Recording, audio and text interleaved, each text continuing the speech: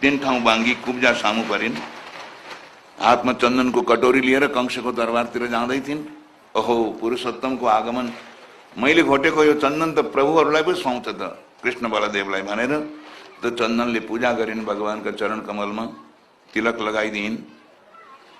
भगवानले विचार गर्नुभयो, मेरो नाम श्याम सुन्दर, त्रिलोक सुन्दर भन्छन् मलाई, यी बिचरी यस्तै तीन ठाउँ बाङ्गी रहेछन्, यिनलाई पनि सुन्दरी किन नबनाइदिउँ भनेर भगवानले एक पाउले उनको पाउ दाबेर, हातले कमर समातेर, दायाँ हातले चिउँडो यसो समातेर तानिदिएको त आहा, हेरिरहँ जस्तै पो भइन्। भगवान तारिफ गर्न लाग्नुभयो, देख्यौ तिमी त्रिवक्रा होइनौ, अब हेर आफ्नो स्वरूप कस्तो छ। त्रिवक्रा पनि कुब्जा पनि आफ्नो स्वरूप हेरेर आफै दङ्ग परिराखेकी थिइन्। यति सुन्दरी भए म, धन्य श्याम सुन्दर, तब न श्याम सुन्दर भन्दै गदगद भइन्। हात जोडेर भन्न थालिन्, प्रभु मेरो कुटियालाई पावन कहिले गराइदिने।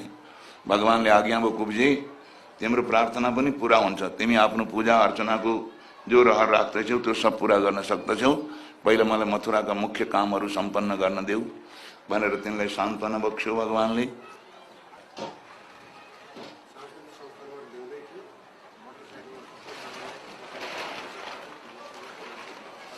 भक्तवत्सल भगवान को र